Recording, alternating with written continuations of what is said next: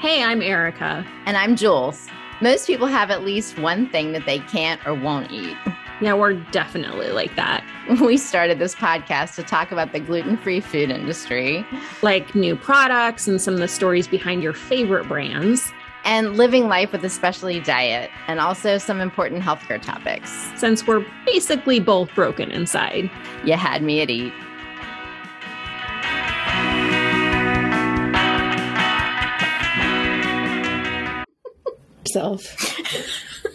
Don't hurt yourself. I will try not to.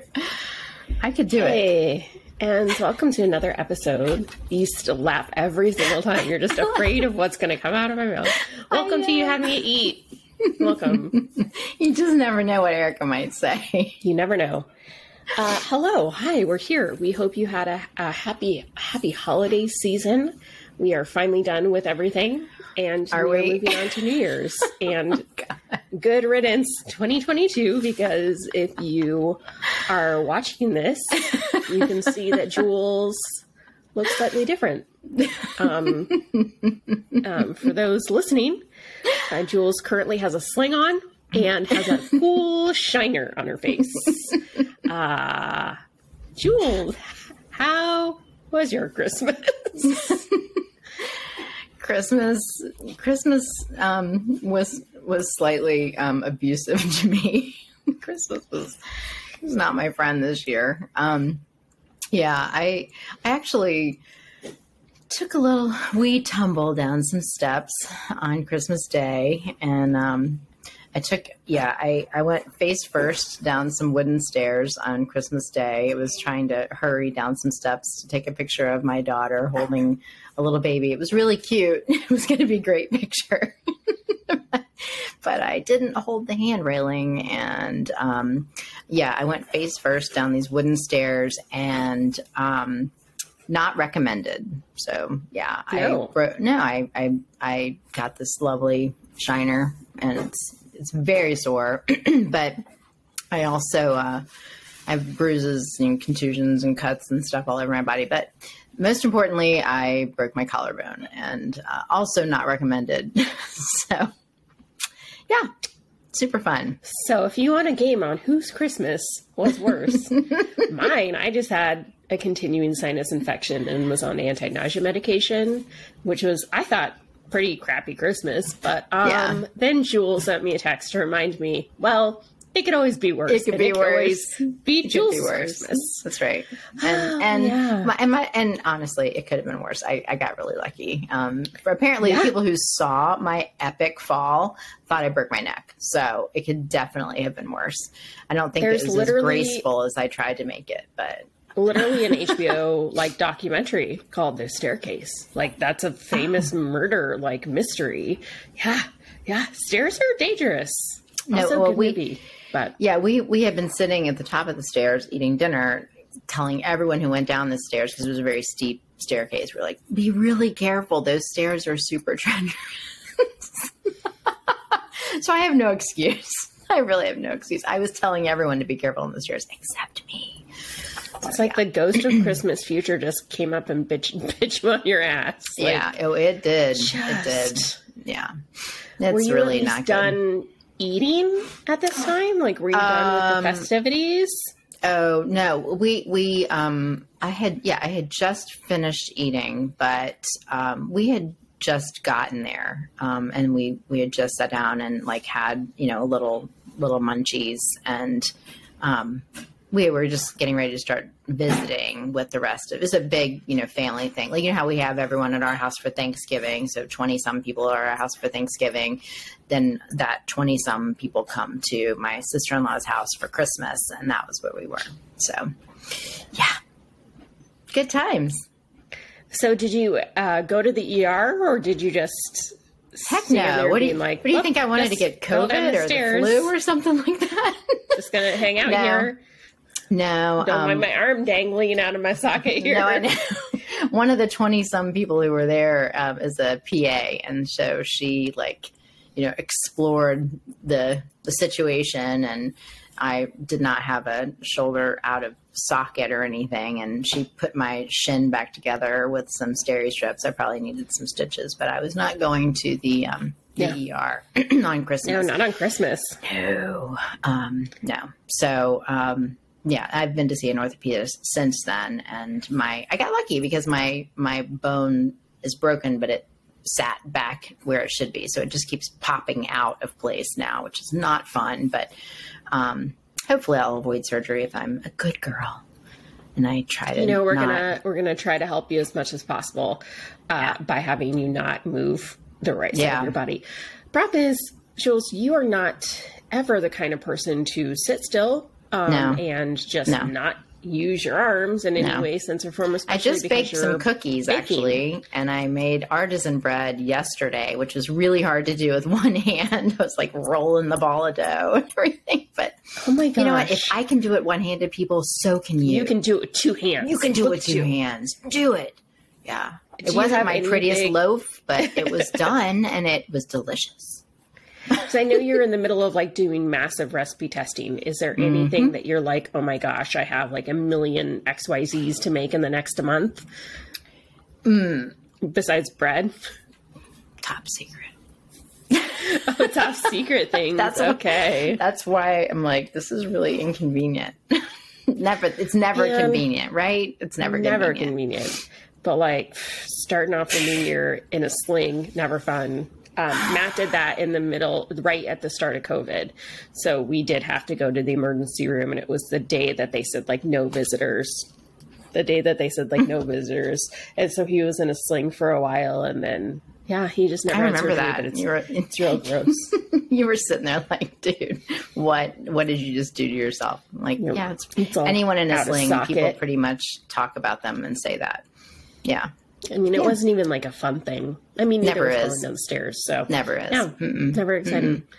Never is. But I'm sorry that you're still sick. I really, really am. You know, that's cool. I just I'm a little bummed that I couldn't like eat a bunch of like the holiday stuff. Like I really, at the end of the day, was like I didn't really have. I probably ate less during Christmas and Christmas Eve, the 2 days that we celebrated, than I really did most of the rest of the time. Like I love making dinners, like fresh fresh vegetables. So for like 2 days, I only had like turkey. I was just like, this sucks. And we didn't like, I made stuff for other people, cookies and cakes, and didn't really eat a lot of it. So it's kind of a bummer. So we have leftover gingerbread. We never made rollout sugar cookies. So we're going to do that for New Year's when hopefully we're all feeling better. But I have a couple days left of this antibiotic, and then hopefully it kicks whatever COVID did to me back in October. So I have a baking idea for you for that leftover gingerbread. Yes. Is it gingerbread cake or is it gingerbread cookies? No, it's gingerbread cookies. Oh, okay. Because if you have leftover gingerbread cake, it makes an amazing bread pudding. Oh, I would just eat that raw. I just love gingerbread anything. Oh, I do too. But if you have, a lot of it and it's like several days old, you just use that in place of bread in a bread pudding, and it's just so good. That's awesome. I bought a giant thing of molasses. Like I actually like blackstrap or baking. Yes. Okay. So perfect. I actually didn't. That'll do. I went because I was sick. I had the Amazon pickup or whatever, and so I'm just like any sort of molasses. So it's like this massive bottle of molasses. So what can I do with that? Now, depends on if it's blackstrap or baking. So you need to determine that because it's blackstrap. Okay. Blackstrap is very, very strong.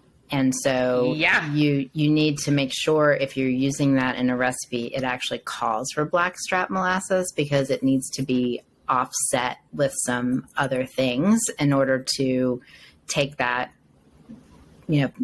really, really strong flavor, knock it down a notch. Blackstrap is so good for you. Oh, you can use it in all kinds of recipes like gingerbread. But you need to sort of add some other sugars to it because it's basically like, really, I keep wanting to use the word pungent, but it's really, if you put it on your tongue, you would be like, bleh! It's just so strong. Yeah. It's so strong without the sweetness. It's just like, they've got like these intense flavors that need to be balanced out with some sweet. So you just need to make sure that the recipe that you're using it in has the appropriate balance. You can't just take a recipe that calls for baking molasses and simply sub in the blackstrap molasses unless you're someone who really, really digs that kind of thing. And I like some it, but people I also do. have no idea. I have no idea how to use it, or other than just gingerbread. Like it's really the only thing I use it and for. ginger We have a giant snaps. bottle of it. Well, there's, anything in that whole family. Like I've got a bunch of recipes on my website that, there's molasses cookies. I mean, any of those things.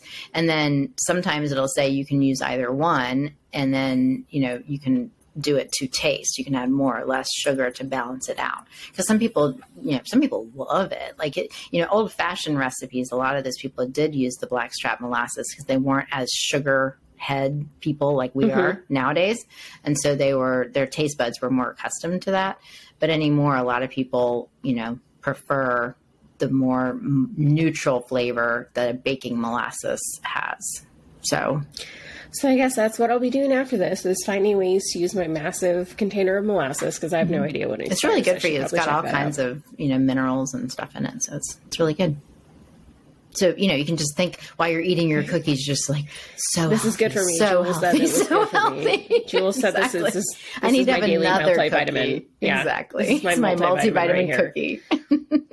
I love it. So besides that, we did make a few cakes.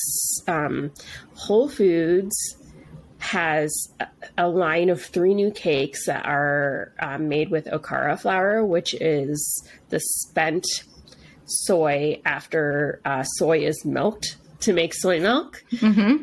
And so I was like, ew, that seems weird. And then I made it and I was like, this is so good. And I put some stuff on Instagram that showed these cakes, and they made beautiful bundt cakes. They were so good. I made this olive oil orange cake with using lemon olive oil and orange zest. It was so good. We did that for Christmas for our neighbors. And then we also made another cake as well. And then we made your rum cake, your holiday rum cake. And that was so good. I brought that over to my family's Bob Ross painting night. So they enjoyed that. And then we had it for breakfast the next day. So did you use my flour or my cake mix with that? I used your flour. Yeah, cool. Yeah. The full recipe. Yeah, I made a couple of those this year and gave them out as gifts. That rum cake, that holiday rum cake, is so good.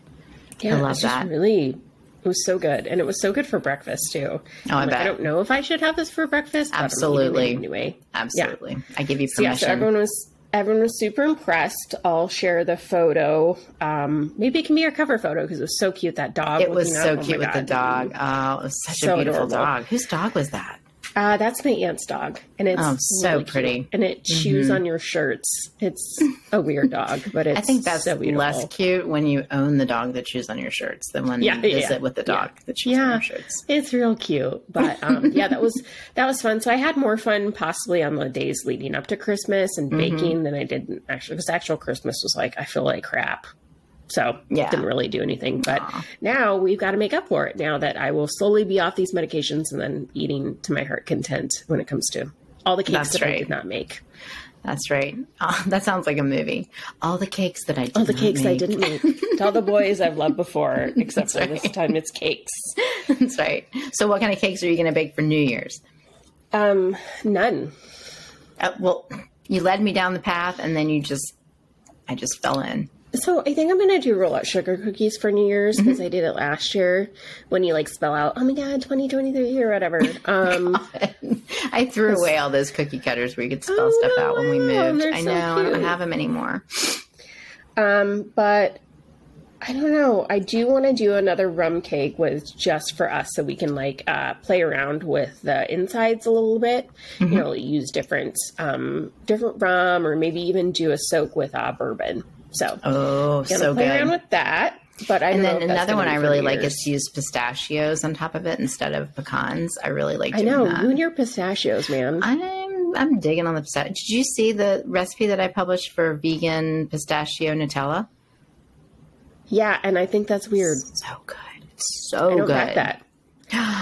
You just haven't tried it. It's really good. I know, I'm sure. I'm not like I like pistachios, but I'm not like, when you were like, you can put pistachio, pudding, not Jello, pudding. You put pistachio pudding in it. I'm like, ooh. But who knows? Okay. Well, and the Nutella does not taste like pistachios. Just like if you ate Nutella, you wouldn't be like, oh, this is hazelnuts. I mean, Nutella absolutely tastes like hazelnuts. Yeah, I don't think most people would go, oh, this is hazelnuts versus like just nuts. I don't think people are like that discerning. You, on the other hand, are apparently very discerning when it comes to your nuts. I'm never going to make that pistachio, but for everyone else, go ahead and make the vegan pistachio Nutella knockoff. Mm-hmm. Okay. Yeah. Well, I mean, it needs to be vegan, so you got to start somewhere. You go get some hazelnuts and do it. I happen to have pistachios in my home at all times, so that's why I made it with pistachios. I didn't have any hazelnuts. Like, it's just not one of those things either. Yeah, I went in my cabinet and I needed to make a vegan version of Nutella, and I had pistachios, so I made it with pistachios. Okay, I was trying to be resourceful. That's what I came up with. Good for you. Don't knock it till you try. Walnuts, pecans, and almonds. Even though I never bake with almonds, but we somehow always have almonds. And I think that's really all the nuts that we have, like on a consistent basis, because those are the only two I really bake with. So you too, my friend, would not have been able to make a Nutella based on hazelnuts. Absolutely not, but I would buy it from the store. But it has dairy in it. No, not the one from. No, I know that they make that. People. But I didn't have it. I've had the one you can buy that's vegan. I didn't Whole Foods. Okay, I don't live down the street from Whole Foods, and I had made homemade gluten-free and vegan puff pastry, and I was ready to go making my Christmas tree, and I needed something to smear on it. So I went, oh, what's in my cabinet? I need to make something to smear on it. And I just whipped up this vegan, pistachio Nutella to put on top of it. That was my predicament. The difference between us is because if I was ever like, there's nothing to smear on it, my first instinct would not be like, you know what? I'm just going to like whip something up from my endless supply. I'm just going to make something new. I'd be like, nope, I guess we're just having it plain. So. No, you'd be like, oh, look, Whole Foods. And I just, don't. Oh, look, I can walk to Whole Foods. Yeah, yeah, pretty much. I don't have that luxury, so I just have to make it. There you go. I know. Maybe that's the difference is that, when you don't live down the whole street from Whole Foods, you got to get creative. You're going back to the 1920s when you're like, well, I guess we're just going to have to make it from scratch. Instead of like calling Uber Eats. That's right. Whatever. That's what happens. And then you come up with new recipes to add to your website. Actually, I didn't even put it on my website because I was like, I don't even have time to take pictures. I just made it. You're also doing everything one-handed. So now I am for the foreseeable future. Be like stirring the vegan Nutella one-handed. I'm doing everything one-handed now. I don't even know. It's ugly. It is not pretty. I do not recommend. Kids, don't fall down the stairs. There you go. There's your PR. You're not going to be able to take good photos after that. your PSA for the new year. Oh my God. So one funny thing that I have not told you about, and it's just so ridiculous. So you're holding out on me, Erica? I don't accept I am this. because I haven't really talked about this because it's just it's so weird. So on my Instagram, it's called Celiac and the Beast. This is my blog name. I've had it for forever. I talk about being celiac, having celiac disease, other GI conditions, gluten-free food, and sometimes there's other things.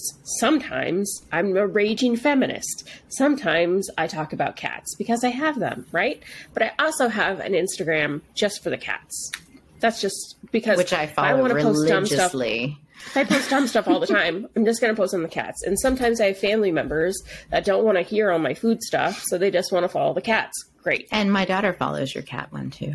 Bless. So nice. So nice. And I'm like, one day maybe I'll be one of those people that get 1 million views on something stupid, and like then I'll be a cat influencer and I can leave this all behind.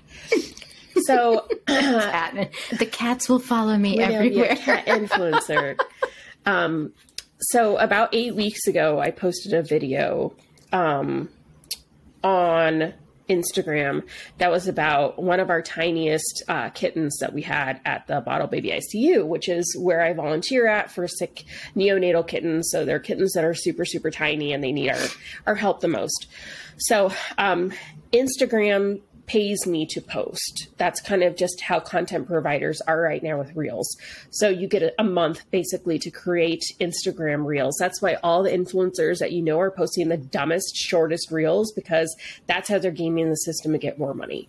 So every month I'll post some things and I'm like, oh, this has a couple hundred likes. Cool. I get minimal money for it, but it's still money. So I'm like, hey, I'm going to take your free money because of all the money I have to pay into Facebook.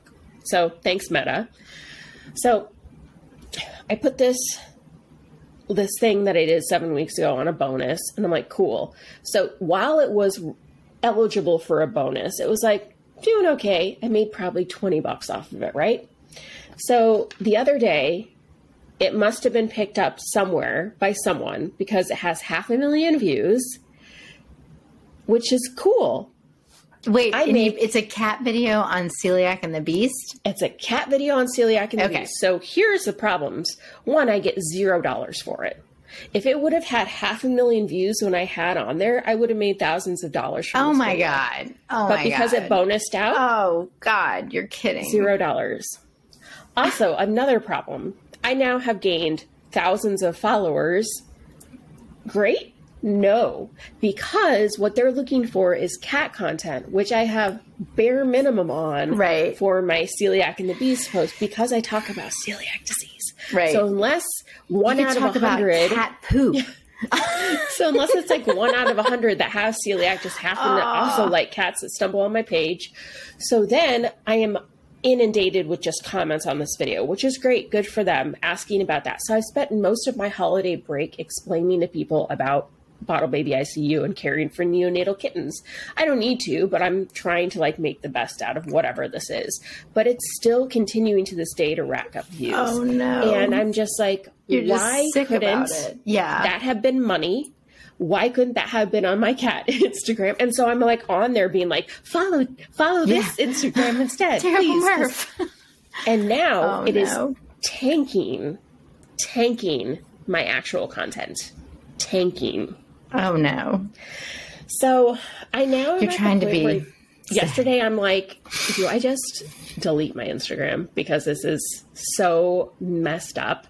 I don't know if my algorithm will ever recover. And like when I actually have content that I can now be paid for, I don't know if I'll ever get that back just because of this one cat video. And like people are like, oh, it's such a 500,000 views. Oh my God. It's like, that's great. Does this mean anything is anyone benefiting other than the few people that I've actually helped care for neonatal kittens, which I'm like, you could have just asked me on my other Instagram questions about it.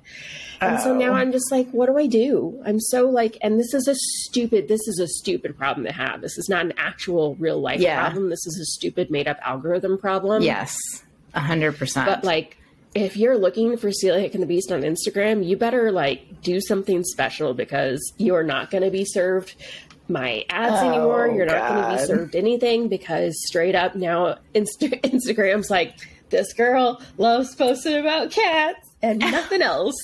So I'm going to it's so weird, Jules. It's the weirdest feeling to go on Instagram and be like, none of this matters. None of that's happening. So I'm just like on my stories. All of the work part doesn't matter. Yeah. Oh my God. Yeah. So now I'm trying to really just get my regular viewers to see my content again, which is just like what you work years for is trying to get people to see your content. And now the algorithm is just like, no thanks. So it's just going to be. If it counts for anything, I still see your stories at the very top of my page. It's because you interact with them all the time. And I'm just like, this is the stupidest problem to have, but like, what do I do now? So. Oh my gosh. The algorithm hell is real. It really is. I mean, none of us can win because these weird, stupid things like that happen all the time on Facebook and Instagram. I mean, it happens all the time. That's like me on TikTok. Like I can post exactly the same content as a reel on Instagram and on Facebook and on TikTok. And I'll get thousands of views and comments or whatever on Instagram even more on Facebook, and I'll get like 200 views and no likes and 0 comments on TikTok. I'll be like, okay, that's fair. It's just, and it's not even like a because TikTok's like, your content sucks and we're not going to share it with anyone. Oh, okay, thanks. Like, thanks for I don't understand know. Because their algorithm is just like so weird that, you know, and I'm not going to make content that fits their algorithm. I'm going to make my content. And if it doesn't fit their algorithm, okay, I guess it doesn't fit their algorithm. Because people are getting something out of it on other platforms. And so, I don't know, you know, what are you going to do? Yeah, so that's a note to be aware, influencers. Oh, I'm Never so sorry. post cat videos to your page. Oh my God. That's like the blessing and the curse that all happened in one fell swoop. It's just the weirdest. It's the weirdest thing. So if you like my Instagram, feel free to follow it because God knows who else is going to see that content. So it'll bounce back. Always follow on Facebook, and I'm still on Twitter, still alive. So it's just like, for how much longer will Twitter be alive though? That could be a subject for another day. Now that Elon's going to be gone, I think it'll go back to normal. But if you are interested in Med Twitter, Med Twitter is always going to stick around. I know that they'll try to go over to Mastodon, but I get so much information, like Med Twitter stuff. I find tons of information. Jai Twitter is still going strong. We all collectively said we're going to stay on Twitter, so we'll see. But that was my adventures in algorithm, especially when it was over Christmas, because nobody had anything else to do because they certainly didn't want to interact with their family, so they were on Instagram finding my stupid cat video. Oh my gosh! Well, because everybody loves a good cat video. Everybody does. I just wish that they loved it outside of the page that I had running for my small business. So, oh well. Yeah. That's quite a story, though. So isn't that fun? That's sort of depressing that I said that. I'm like, this is sad, but like 2023 really will be the Erica's Instagram will bounce back year. 2023 will be the year that the algorithm finally gives us the credit that we deserve. Yeah. It'll maybe. Be fine. It'll be so fine. What are you making now that you're one-handed for the rest of the year? Well, I every year for New Year's I have to make all the good luck foods. You know about the good luck foods, right? Isn't that black eyed peas? Well, that's one of them. Yes. Okay. You're like reaching. I got to come Clearly, up with I have no idea what good luck foods are. Good luck foods. Come on. I've never made anything for you. I know that's adorable. Okay, well, good for you. Now you absolutely need to make them because of your Instagram issue. Seriously. Take notes. Take good notes now. No, so you know how I am with food traditions, and I love food history and all of this. So this is one of my favorites is at the New Year, there's all these different traditions around the world that people have been eating foods. They believe that certain foods will help them to have good luck in the new year. So traditionally, black-eyed peas is one of them. And the story behind black-eyed peas is that during the Civil War, there was this town in Vicksburg, Mississippi, that ran out of food, and apparently there was a store of black-eyed peas somewhere that that kept them alive, and so that helped them to outlast the attack, and that gave them good luck, right? But the other thing about black-eyed peas is that they kind of look like coins or something like that, like little bits of money. So people think that that's if they eat a lot of black-eyed peas, it's like having a lot of money.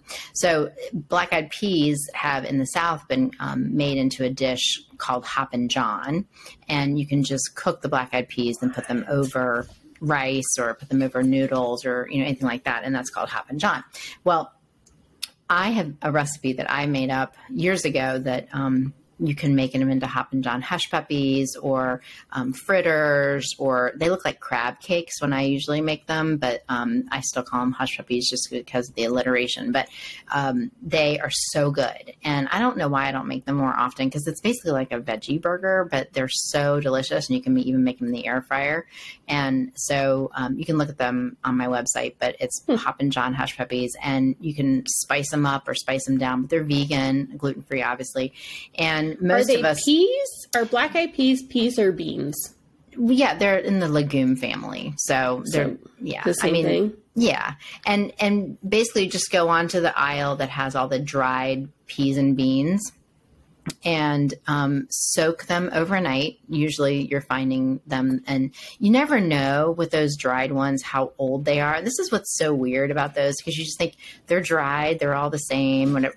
No, usually the ones you're getting are pretty old. They've been dried out for a while, and that actually affects how long it's going to take you to bring them back to life, which is why like Rancho Gordo and like other brands like that with heirloom peas and beans are so great, because you're getting fresh dried. And I love those brands. But the ones you buy in the grocery store, just soak them, rinse them overnight. And of course, like with lentils, we've found that a lot of lentils are contaminated with gluten. So you need to make sure, if you're doing anything in that ilk, that you're rinsing them really, really well, looking for anything. And you sort them, right? Just to make sure there's no errant grains in them. Yep.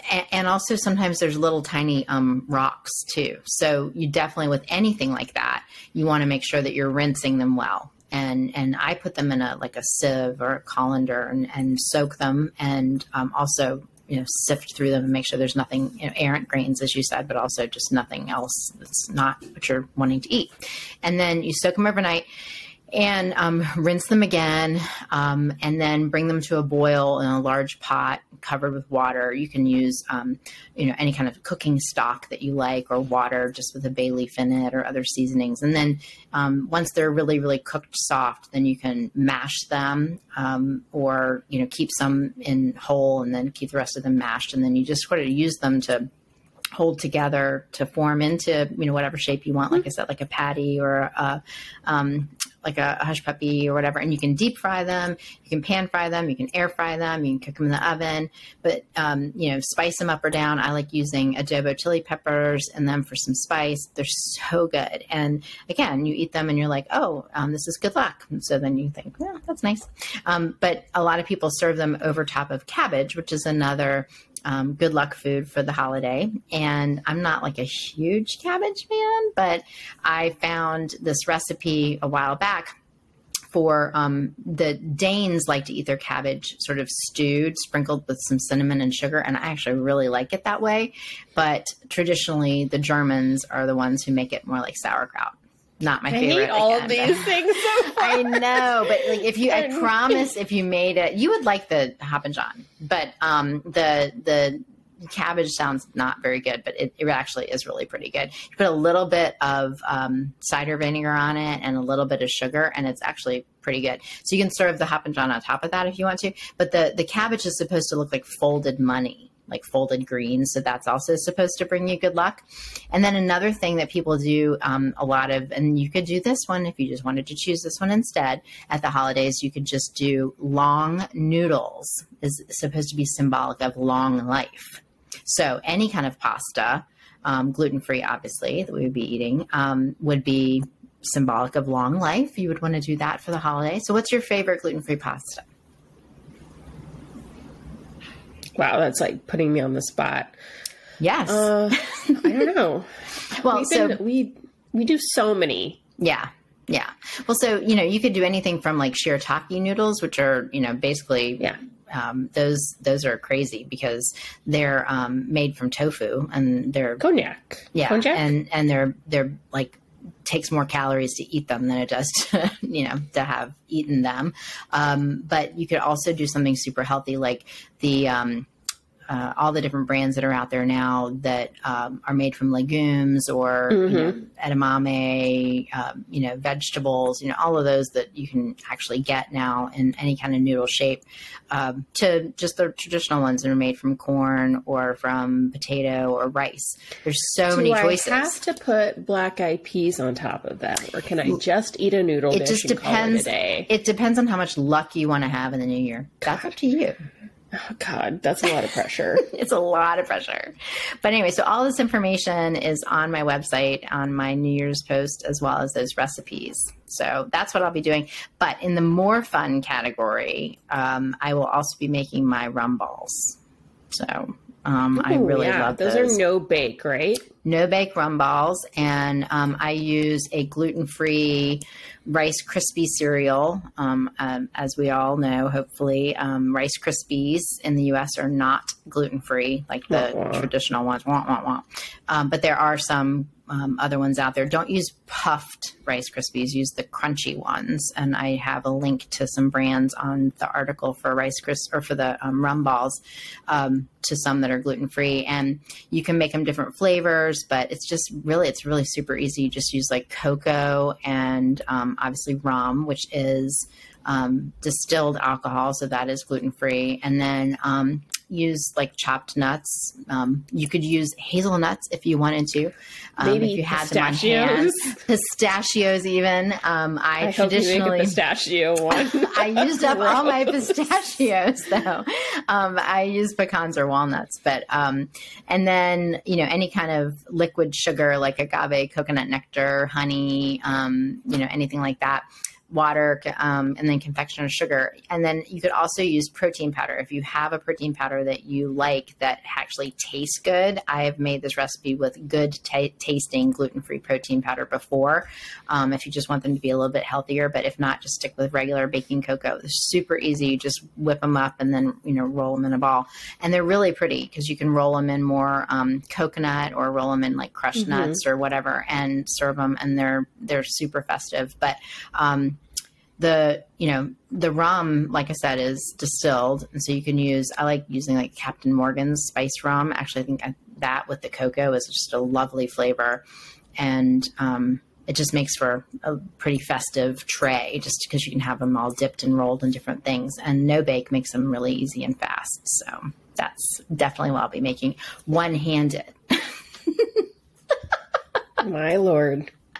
Yeah. But anyway, that brings me to the other point, which is rum is made from sugarcane. So that is definitely gluten-free. But other distilled alcohols, as a friendly reminder to all of those who imbibe, are definitely gluten-free. And we have lots more information about that in other podcast episodes you can go back and listen to, as well as a full article on my website at jfjules.com all about safe gluten-free alcohol. And still getting questions on a daily basis. Every day. Yeah. But I mean, it's better to ask the questions of experts rather than rely on, random. Doesn't matter because they all think I'm wrong anyway. So welcome. Just because you like cat the internet.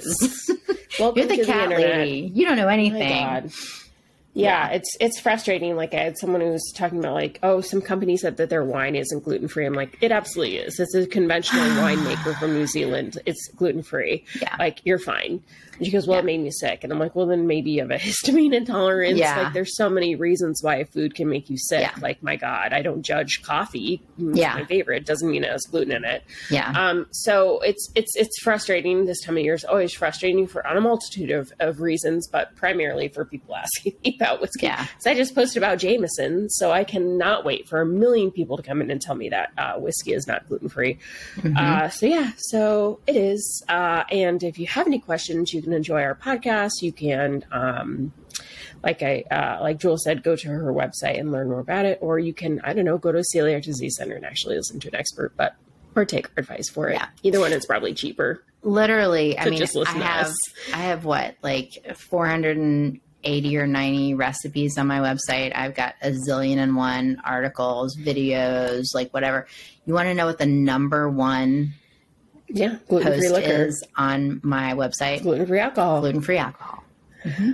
Because there's that many questions about it. Yeah. And you know what's weird is, so for the people doing like dry January, so there are a lot of like, because, you know, I was making mocktails for that bar that got me sick and then gave me this amazing sinus infection.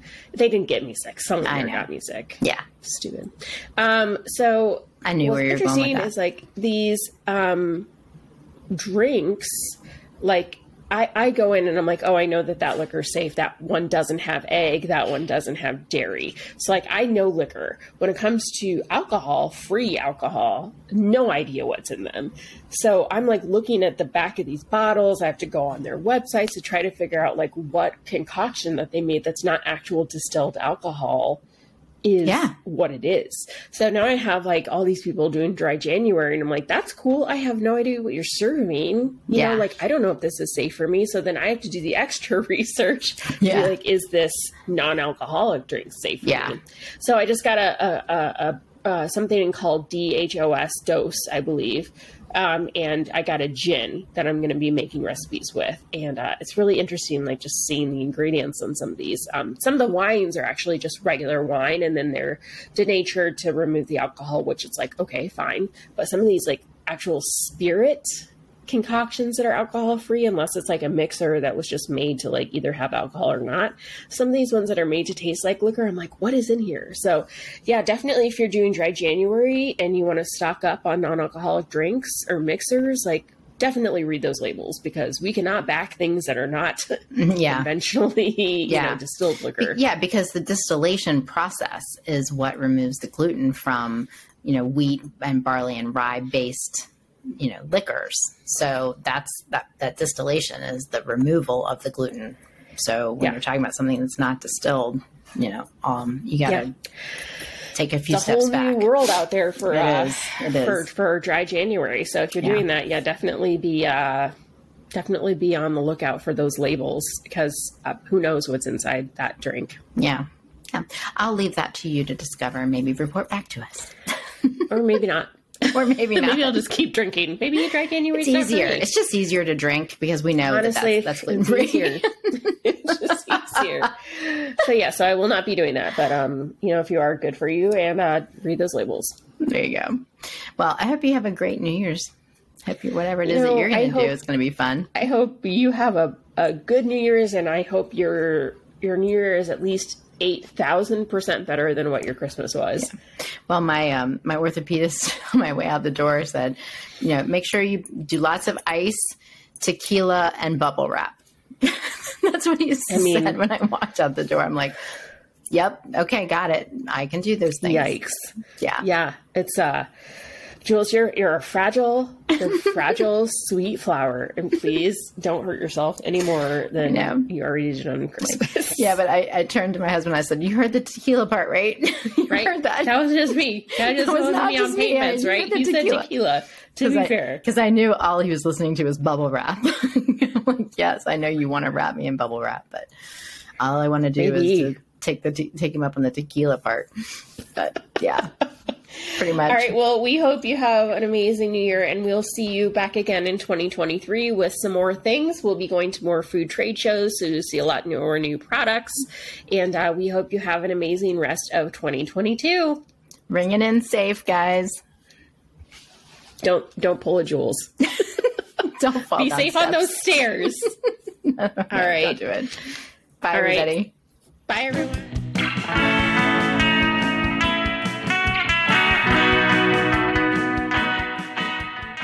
Hey, I'm Erica.